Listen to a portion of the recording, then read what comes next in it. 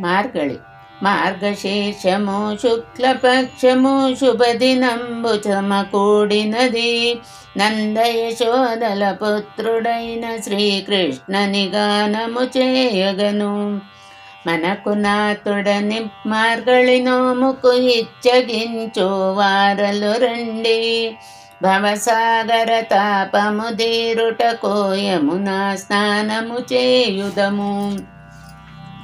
శ్రీవిల్లి పొత్తూరి గోదాదేవి గోపిక స్త్రీలను పిలువగను. కృష్ణ రసాయన పానము కొరకు మార్గళి నోముకురండి. వయ్యత్తు భోగ్యమైన వస్తువులు భుజింపము అలంకారము సవలదు సుమా. శ్రీయప్పతియగు సర్వేశ్వరుని తిరువడి ధ్యానము మాకిమ్మ.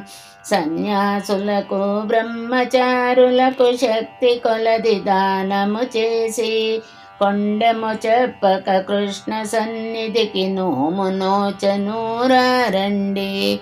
ఓంగి త్రిలోకములు నీ పాదస్పర్శ చేకొలచిన పురుషోత్తముడవుగా. ప్రీతితో పాడి సంకల్పించి ప్రార్థన చేనీరాడినచో లోకమంతటా క్షామము లేక అమృత వర్షము కురియునుగా. ఐశ్వర్యము సంపూర్ణము నుండు పశు సమృద్ధి బాగుండు. గోపికలతో శ్రీ ఆండాళమ్మ వరుణుదేవుని ప్రార్థించి దేశమంతటా సుఖించునట్లు ఓ పర్జన్యుడ వర్షింపు. శీతల జలముల స్నానము చేసి నీలమేఘుని ధ్యానించి మందగమనలో మాధవ సేవకు ముందుగా పోదము రమ్మనిడి.